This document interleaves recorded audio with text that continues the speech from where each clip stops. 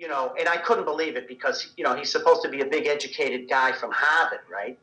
Bill O'Reilly said, hey, all we need to do is just, create jobs and jobs with better wages. Well, wait a second, Bill. Before you can do that, you got to trace it back. Yeah. You have to have educated workforce to do that.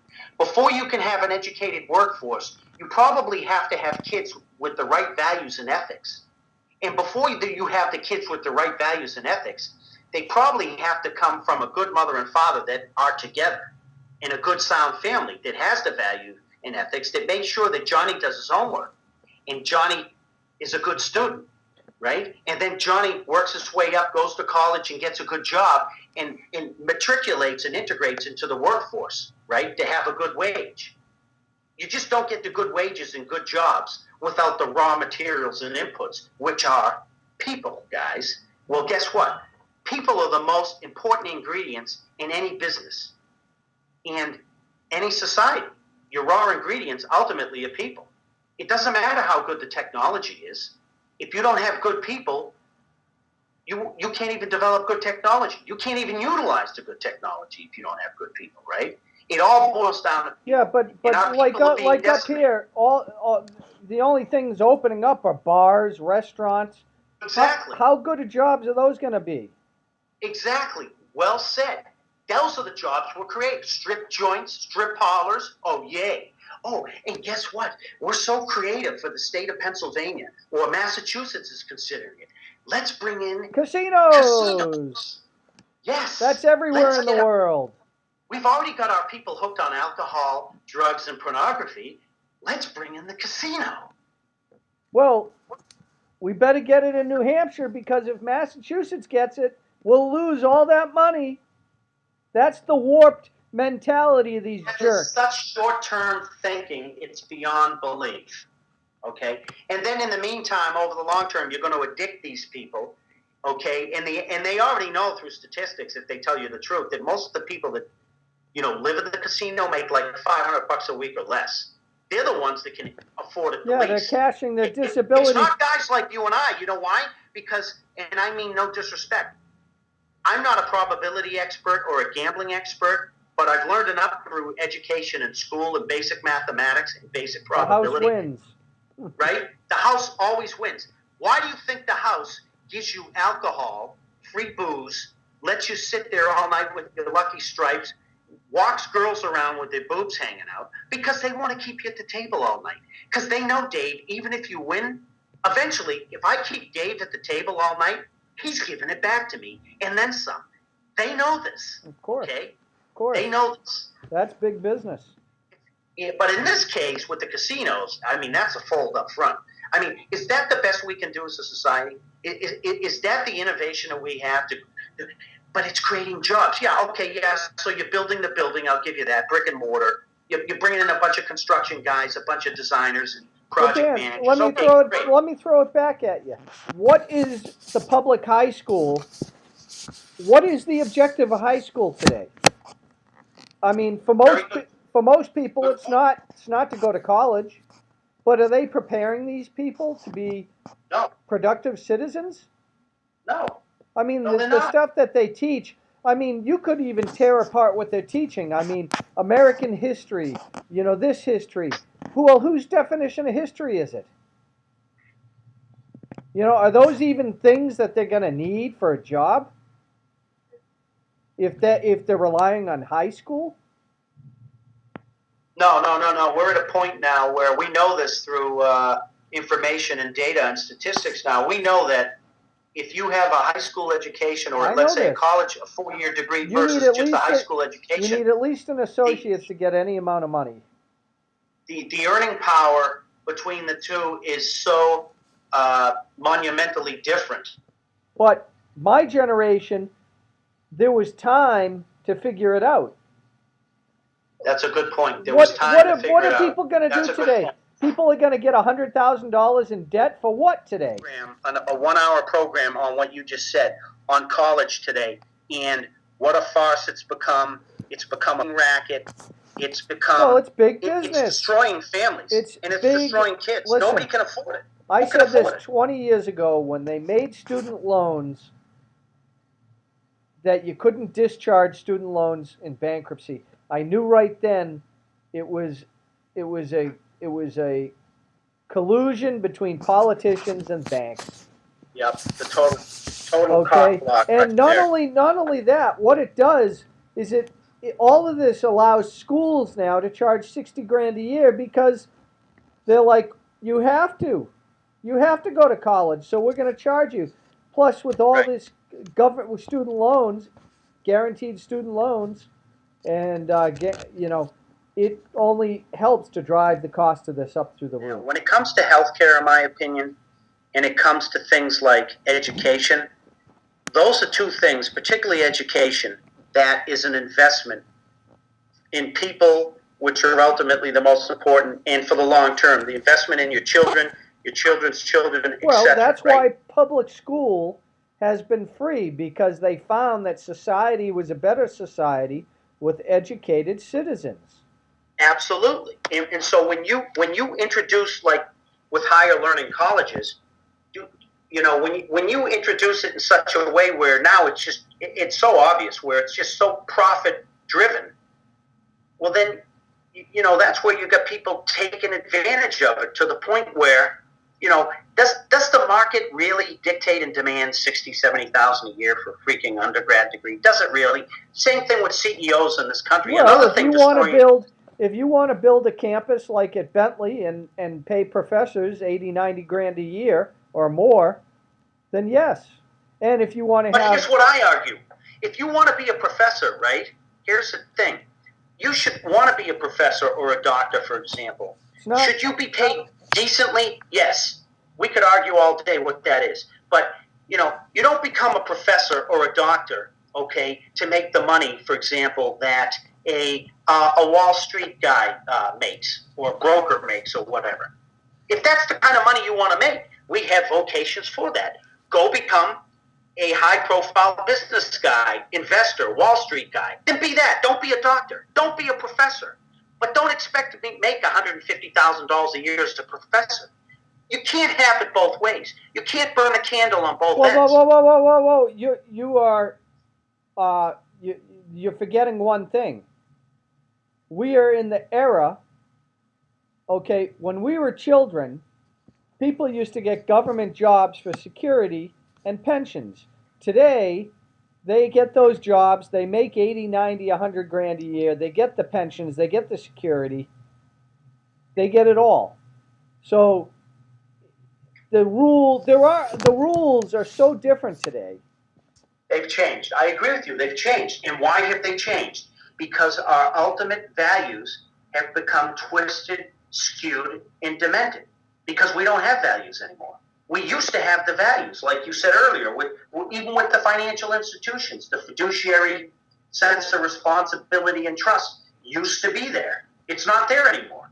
And people might argue with me and say, well, that's a farce. Oh, really? Well, don't listen to what they say, guys. Watch what they do, because their actions prove otherwise, right?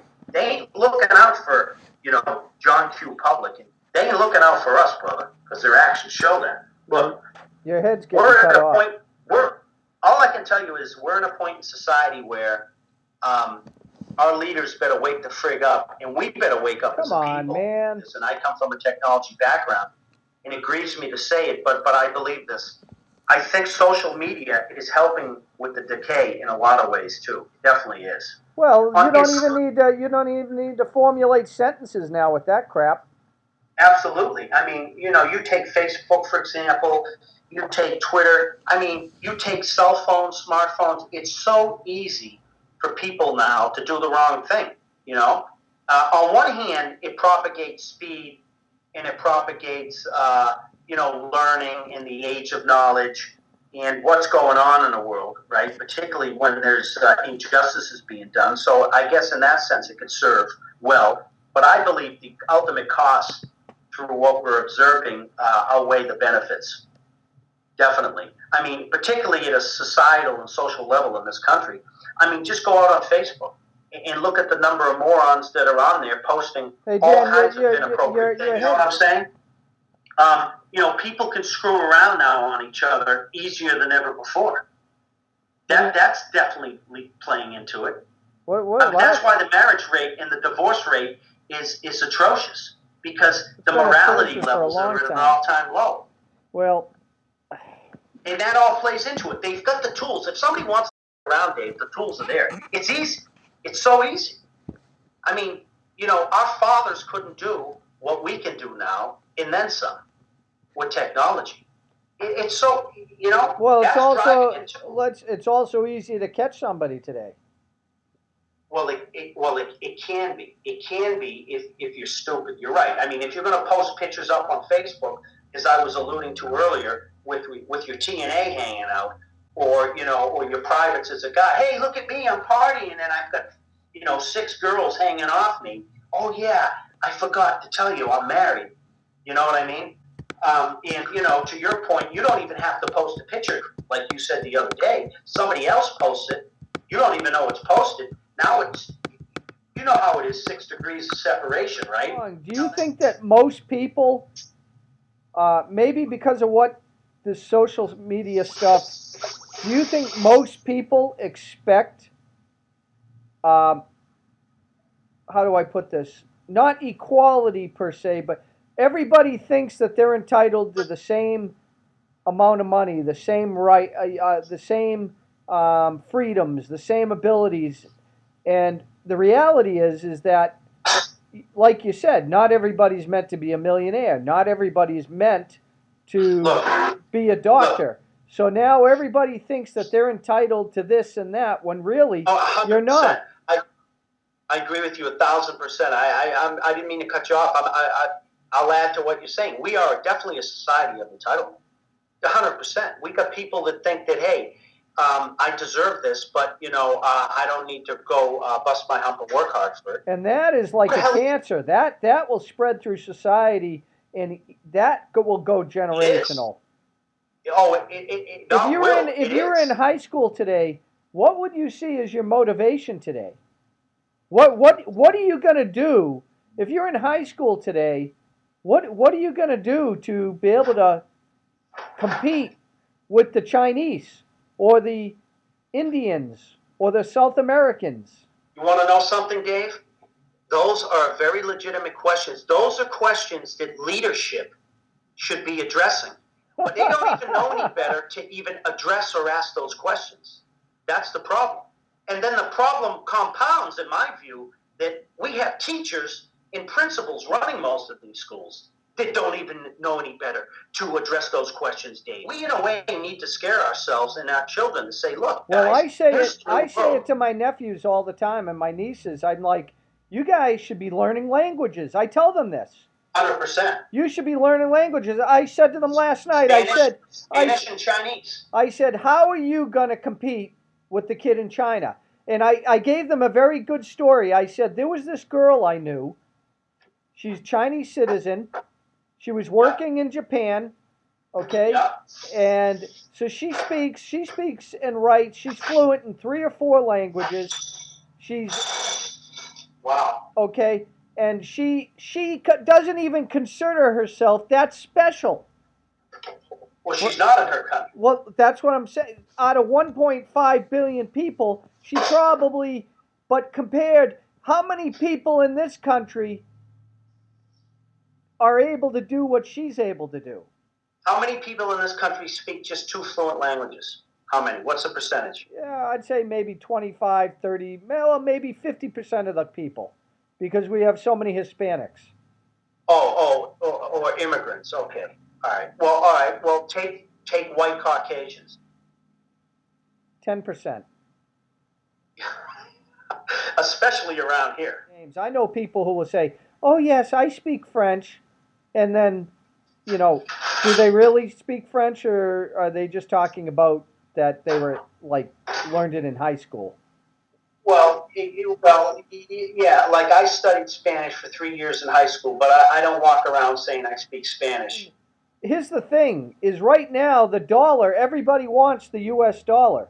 So right now, people are willing to do things for U.S. dollars. But in 10 years, yeah, is it going to be? Yeah, in 10 years, they might not want the U.S. dollar, and that means that we're going to have to work that much harder for the who says that the U.S. dollar has to be the world reserve currency forever or indefinite? Where's that written in stone? Well, the powers who are in control are saying it right now. Yeah, but here's the thing. But they may shift gears because they don't care. They don't care who it is as long as they're in control. Exactly. Look, at the powers that be, here's what's coming, and you know this. The New World Order's coming. Most people are totally effing clueless to it, okay? The SDR is going to come within 5 or 10 years. 5 or 10 years? I don't think it's going to be that long, pal. It's happening already. Okay, or less. And, you know, the Fed is insolvent. Most people don't even know that. 5 or 10 years? What are you thinking? 5 or 10 years? Well, I think it'll take a little more time than you think. Maybe 5 years. Maybe 3 to 5. I think it'll take a little more time than you think. But maybe not. Maybe not. Maybe not. I don't know. This has been going on. Here's the thing, is currencies die. Fiat currencies die and have to be reset. Now, I don't know when this is going to happen, but the last time the U.S. dollar was reset was 1971 or 72 when it went off the gold standard. So it's been over 40 years. It's not going to go another 5 or 10 years before something happens. And this is the part that people don't realize is the U.S. government back in 1933, I think, confiscated all gold. Oh, really? Yeah. So it was an executive order, and they basically, if you didn't hand in your gold, they'd probably call you a terrorist. They'd probably take you out back and shoot you if you're lucky if you just got prison. But my point is, they paid you $35 an ounce for your gold, and I think after they thought they had all the gold, they revalued it for like $50. How do you like that? So you just lost 50% of your wealth because you traded. So what do you do? So what's your recourse? What you do? You do not hand in your gold. They can kiss my butt. I've told you this 1,000 times, Dan. People should be identifying their home base, and once your home base is solidified, then you start taking steps to invest in your house, invest in your renewable energies, whether it's a compressor, solar panels, whatever. Invest, get a reliable car now while you can afford it. Okay? Buy whatever gear you need now.